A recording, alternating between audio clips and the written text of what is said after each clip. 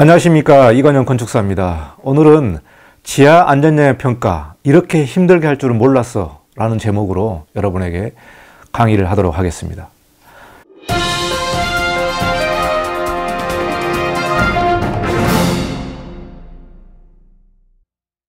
여러분, 지하 안전영향 평가에 대해서 한번 들어보셨습니까? 이 업무를 진행해 보신 분들은 굉장히 고통스러운 지금 상황에 있을 것입니다. 건축 실무라는 것은 이 관련된 내용을 진행을 하느냐 안 하느냐에 따라서 그 체감도가 엄청나게 달라집니다. 건축 실무가 워낙 복잡하고 방대하기 때문에 프로젝트를 진행을 하면서 이 프로젝트에 관련된 내용들을 직접 경험해 보지 않으면 그 업무에 대한 내용을 사실 직접적으로 체득하기가 어렵다는 얘기죠. 자, 지하 안전영향 평가에 대해서 우리가 한번 오늘 논의해 보려고 하는데요. 2019년 4월 8일 기사에 이런 내용이 나와 있습니다. 매일경제신문 기사인데요. 지하 안전영향 평가 새 규제, 착공이 반년이 늦어져서 거의 패닉 상태에 이르렀다라는 기사가 2019년 4월 8일에 나와 있습니다. 저 역시 이 지하 안전영향 평가에 관련된 프로젝트를 진행하고 있기 때문에 이게 거의 1년 동안 참다가 결국 메인 신문에 이런 기사가 나올 수밖에 없었던 것은 충분히 이해를 하고 있습니다. 2018년 1월 1일부터 시행한 이 지하 안전영향 평가 관련된 내용인데요.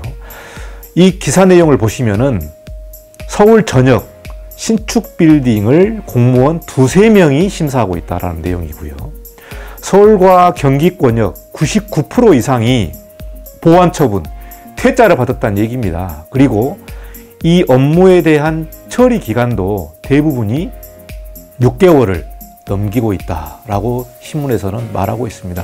상당히 심각하죠. 여기에 대한 피해라든가 여기에 대한 그 민원에 대한 불만 내용이 신문에 좀 자세하게 소개가 되어 있었는데요. 이 지하 안전영향 평가의 절차를 보면은 지하 10m 이상의 굴착하는 신축 건축 행위들은 지하 안전영향 평가를 받게 되어 있습니다. 그래서 이게 통상적으로 건축 인허가가 해당 허가권자, 즉 서울 같은 경우는 구청장한테 허가권자가 들어가게 되는데 이 지하 안전영향 평가는 구청장이 아니고요. 국토교통부 장관이 지방국토관리청에 이 업무를 주고 있습니다. 그래서 해당 구청의 건축 허가를 접수를 하게 되면 해당 구청은 지하 안전영향 평가 같은 경우는 국토관리청에서 이 업무를 주관하게 되는 거죠. 그래서 이 국토관리청에서 이 업무를 다 주관할 수 없기 때문에 또 LH공사라든가 시설안전공단, 즉 2개의 외부 기관에 이거를 평가하게끔 하고 있습니다. 즉 기술평가를 2개의 외부 기관에다가 지금 맡기고 있는 거죠. 그러다 보니까 LH공사와 시설안전관리공단에서 지하 안전영향 평가에 대한 업무를 평가를 하고 있는데 전국의 모든 지하 안전영향 평가 관련된 내용들이 다 이쪽으로 다 몰리다 보니까 실질적으로 처리하는 기관은 한정되어 있고 업무량은 많고 이러다 보니까 기간이 엄청나게 지금 길어지고 있다는 얘기입니다. 그래서 이게 언론에 좀 기사가 나와 있는데요. 이래서 이 LH나 시설관리공단에서 이 평가 업무가 끝나면 다시 국토관리청에 보내고요. 국토관리청에서 다시 해당 구청으로 보내게 됩니다. 그러나 서울이나 경기권역에서 이 99% 거의 뭐 100%에 해당되는 이 프로젝트가 다 반려가 됐다는 거예요. 보완이 들어가고 퇴짜가 받고 반려가 되다 보니까 이 업무 기간이 엄청나게 길어졌다는 겁니다. 그래서 지하 안전영향 평가, 전국의 디벨로퍼들, 시행자, 시행사, 개발업자, 디벨로퍼들이 최악의 규제로 뽑고 있다. 이렇게 지금 기사에는 나와 있습니다. 상당히 심각한 내용이죠. 법적으로는 처리 기간이 30일입니다. 30일인데 최대 20일 연장을 해서 처리 기간이 최대 50일인데요. 부적합 판단을 받는다든가 보완이 내려온다든가 재예비가 나오게 되면 이거는 법정 기간에 영향을 받지 않기 때문에 인허가 기간이 엄청나게 지금 길어지고 있다는 겁니다. 제가 지금 진행하고 있는 프로젝트 사례를 한번 말씀드리도록 하겠습니다. 2018년 4월 15일 날 건축심의가 통과를 했습니다. 그래서 이 지하 안전영향 평가를 받지 않았다면 2018년 5월 달에 건축 허가가 들어가게 되겠죠. 그리고 6월 달에 착공을 해서 지하 2층에 지상 7층 프로젝트이니까 9개 층이잖아요. 9개 층이면 대략 공사기간을 12개월에서 13개월, 14개월, 길어봤자 14개월이거든요. 그러면 6월 달에 착공을 했다면 지금이 2019년 5월이니까 거의 골조가 다 끝나고 마감 공사가 완료되고 거의 막바지에 이르고 이제 이르렀을 거라고 좀 예상이 돼요. 그러나 아직도 건축 허가를 득하지를 못했습니다. 지하 안전영향 평가 때문에 2018년 8월 24일 날 건축 허가를 접수했습니다. 왜 그러냐면 4월 15일 날 건축 심의가 통과가 되고 건축 허가를 접수를 하려다 보니까 지하 안전영향 평가 관련된 자료들을 만들어야 되잖아요. 그래서 토목업체 관련된 내용들, 그리고 지하 안전영향 평가를 수행하는 엔지니어링 회사와 이제 협업을 해서 그 내용을 만드는 기간이 2~3개월 걸린 거죠. 그러다 보니까 건축 허가를 접수하면서 지하 안전영향 평가 관련된 기술적인 내용들을 같이 접수를 하게 되어 있습니다. 현행 법은 어떻게 되어 있냐? 건축 허가 전에 지하 안전영향 평가가 완료가 돼야 된다는 겁니다. 이러다 보니까 지하 안전영향 평가가 완료가 안 되면 건축 허가를 득할 수가 없어요. 이러다 보니까 엄청나게 시간이 길어지고 있고, 해당 구청에서는 저희 사무소에 전화 와가지고 인허가 기간에 협의 기간이 너무 길어지고 있다. 건축에 허가된 내용들은 다 끝났는데 지하 안전영향 평가 때문에 지금 허가를 내주지 못하고 있다. 언제 나오느냐, 이런 내용들 가지고 구청에서도 저희한테 전화가 많이 왔어요. 그래서 8월 24일 날, 2018년 8월 24일 날 허가 접수를 했는데요. 2019년 5월 1일 현재 지하 안전영향 평가를 득하지를 못했습니다. 그래서 지하 안전영향 평가가 미종료가 되다 보니까 건축 허가 역시 미종료가 되어 있는 상황이기 때문에 거의 인허가 기간이요, 엄청나게 지금 길어지고 있다고 보시면 될 것 같습니다. 자, 이러다 보니까 누가 힘드냐? 제일 힘든 경우는 건축주가 제일 힘들겠죠. 그리고 사업자, 시행자, 디벨로퍼가 힘들겠죠. 왜 그러냐면 프로젝트가 크면 은행에서 대출 받아가지고 이자를 내지 않아요. 그러나 이자를 내야 되는데 인허가 허가를 득하지를 못했기 때문에 어떻게 됩니까? 이자만 계속 나가고 있는 상황이라는 거죠. 그리고 건축 설계업자, 그리고 토목 설계자, 이런 분들도 굉장히 힘들죠. 그래서 건축주는 왜 안 나오느냐, 인허가가 왜 끝나지 않느냐, 토목 설계자 같은 경우는 왜 이게 인허가가 끝나지 않았느냐, 다시 LH공사에 전화해서, 시설공단에 전화해서 또 협의해서, 또 LH공단이 진주에 있지 않습니까? 그러니까 서울 같은 경우는 진주까지도 가야 돼요. 이러다 보니까 물리적인 거리도 멀고 인허가 보완 계속 나오기 때문에 현재 상당히 좀 어려운 상황이 있습니다. 그래서 기존에 설계 기간이 6개월이었다면 지금은 14개월도 보장을 할 수 있을지가 좀 의문이 되게 있습니다. 그래서 지하 안전영향 평가가 통과 못하면 착공 불가된 그런 상황이 있습니다. 그래서 이 도대체 지하 안전영향 평가가 무엇인지 여러분 한번 좀 제가 설명을 드리도록 하겠습니다. 자, 보고 계시는 사진처럼 2016년 9월 28일 날 부산의 집안 함몰 사고 현장이 있었습니다. 그래서 싱크홀이라고 우리가 일반적으로 말씀을 드리잖아요. 싱크홀인데 이게 바로 집안 함몰이라는 거죠. 집안 함몰에 대한 구체적인 원인에 대해서는 사실 명확하게 규정하기가 쉽지는 않습니다. 그래서 지금 다양한 사건, 사고들이 있습니다. 인천 중구에 비굴착 관로공사로 인해서 토사 유출이 돼서 싱크홀이 일어난 부분입니다. 집안 함몰이죠. 그리고 경북 경산에 또 이렇게 집안 함몰이 있어서 가끔 사건, 사고가 일어나면서 인명피해가 있는 경우가 있습니다. 그래서 2014년에도 싱크홀이 여의도에서 발생을 했었죠. 여의도 국회의사당 앞에서 엄청나게 발생을 해서 이 내용들이 좀 컸었고요.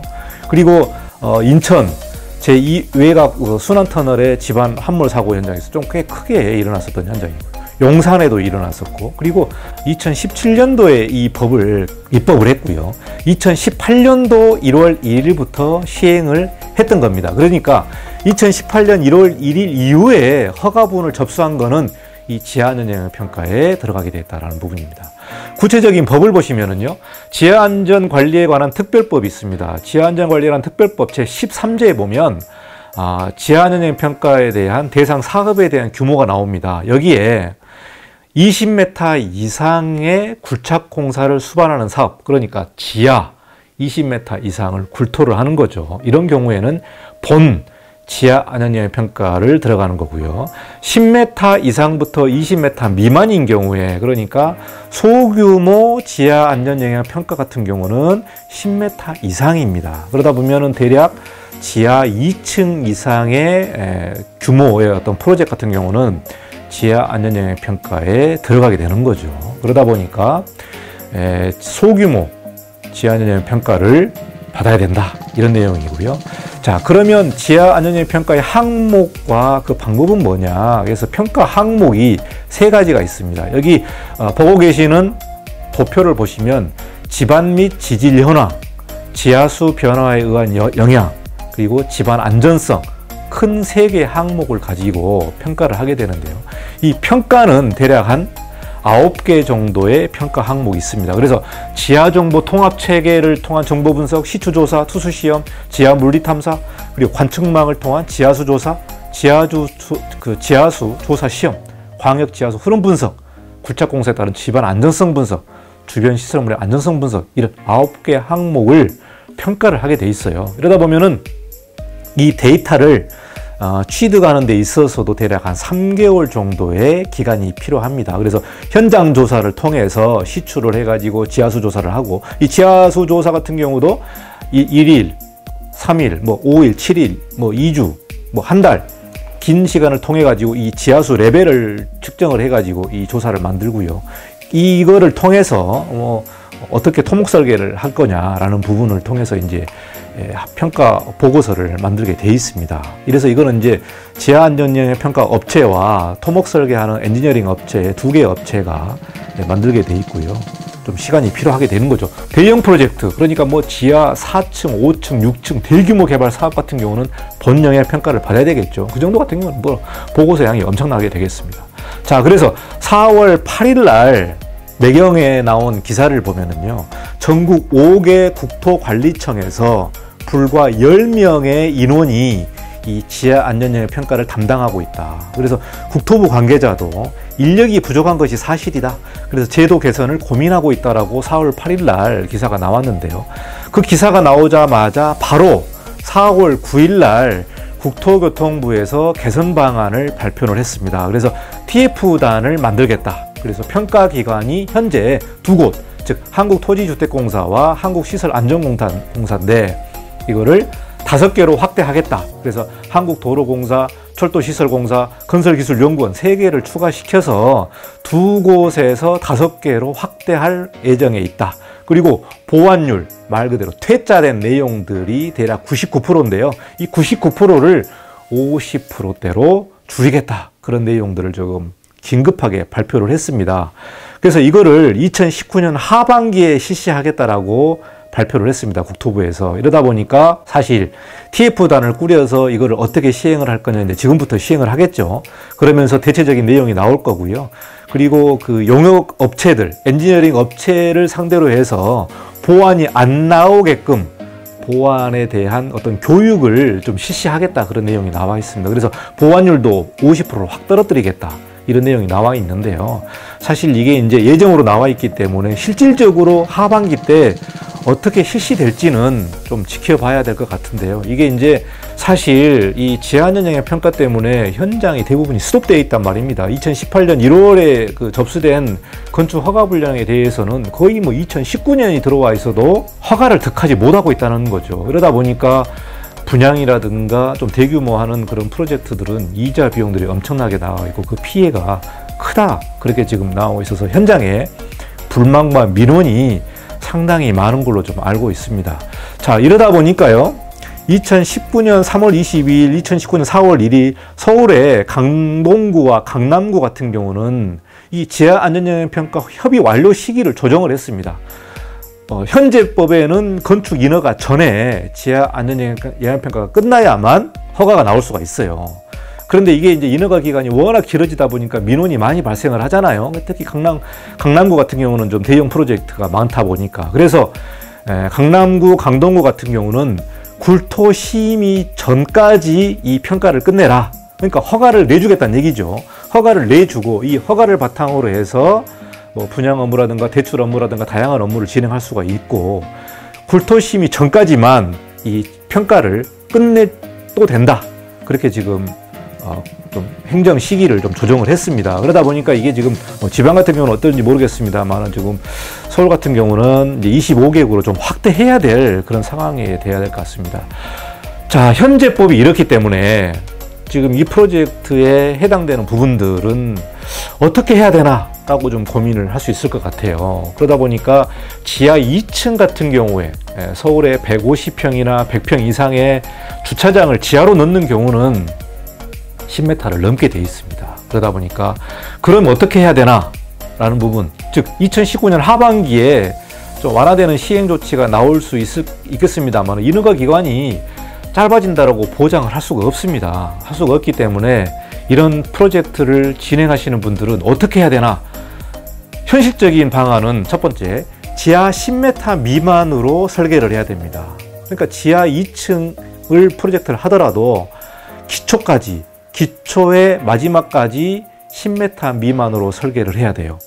그러니까 여러분이 이제 프로젝트를 진행을 할 때에 단면도를 그리잖아요. 이 단면도의 깊이가 골조, 즉 기초의 바닥까지, 기초의 바닥 하부까지 10m가 넘으면 안 된다는 거죠. 물론 현재 공사할 때는 10m를 더 팔 수도 있죠. 그러나 인허가상에는 10m 미만으로 나와 있기 때문에 이거를 9.9m까지 가야 된다는 얘기죠.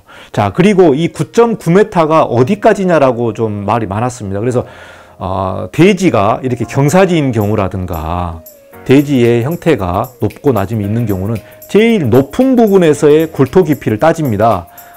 집안의 평균을 따지는 게 아니고요. 최고의 높은 부분에서 최종의 깊이까지 10m를 따지기 때문에 최고로 높은 부분에서 9.9m까지 가야 된다는 얘기죠. 여러분이 이제 설계를 하다 보면은 일정 규모가 넘어가면 저수조를 설치를 해야 되고 소화 시설들을 설치를 해야 되잖아요. 그러면 이 저수조 깊이가 일반적인 지하의 층고보다 깊어질 수밖에 없습니다. 그러다 보면은 지하 2층을 하다 보면 지하 저수조를 지상으로 옮겨야만 9.9m를 확보할 수 있어요. 그래서 두 번째는 지하 저수조를 지상으로 올릴 수밖에 없다. 그래서 옥탑에다가 저수조를 만들고 소화시설을 만들어서 소화펌프라든가를 만들어서 지하층에 그런 내용들을 다 지상으로 올려야만 9.9m 안으로 들어갈 수 있을 것입니다. 자, 그리고 엘리베이터 피트와 집수정은 이 굴토 깊이에서 제외해 줍니다. 그렇기 때문에 엘리베이터 피트는 지하 2층까지 엘리베이터가 내려가게 되면 1.5m, 2m가 피트가 생기잖아요. 이런 부분들은 제외시켜 주겠다고 2019년 1월 상반기 때 조정을 했기 때문에 이런 내용을 한번 좀 참고하시고요. 그럼에도 불구하고 지하 안전영향 평가를 받아야겠다. 내가 지하 3층, 4층, 5층, 6층을 받아야 되겠다라고 생각하시는 사업자분들은 인허가 기간, 설계부터 시작해서 최종적으로 인허가까지 끝나는 기간을 2년은 산정을 하셔야 됩니다. 2년은 여유를 확보를 해놓고 프로젝트를 진행을 해야지 1년 안에 끝날 수 있다? 그거는 저는 아니라고 봅니다. 그래서 넉넉 잡아서 2년간은 인허가 기간으로 산정을 해놓고 거기에 발생하는 사업 비용, 대출, 이자, 사업 이자 같은 경우는 2년, 짧게는 1년 반이나 되겠죠. 1년 반, 2년 정도는 제가 한번 봐야 되는데요. 현 상황에서 2019년 5월 현재 상황으로 보면은요, 2년은 예측이 될 것 같습니다. 그래서 인허가 기간이 상당히 길어지고 있기 때문에 여러분이 지하 안전영향 평가, 소규모 지하 안전영향 평가에 해당되는 업무를 진행하시는 설계사무소와 시행업자 그리고 디벨로퍼들은 이런 내용들을 정확하게 파악을 하시고 사업을 진행을 하셔야 된다고 저는 생각을 하고 있습니다. 그래서 오늘 좀 민원이 많고 문제가 조금 복잡한, 그리고 현장에서 굉장히 고통스러운 이 지하 안전영향 평가 관련된 업무 관련해 가지고 제가 좀 설명을 드렸습니다. 그래서 여러분 실무 업무 진행하시는데 좀 도움이 되시라고 제가 가져왔고요. 다음에 다른 내용으로 건축 실무에 관련된 내용들을 제가 좀 설명을 드리도록 하겠습니다. 여러분 실무에 도움이 되셨으면 좋겠고, 그리고 여러분 오늘도 즐거운 하루가 되시면 좋을 것 같습니다. 건축사 이관용이었습니다. 감사합니다.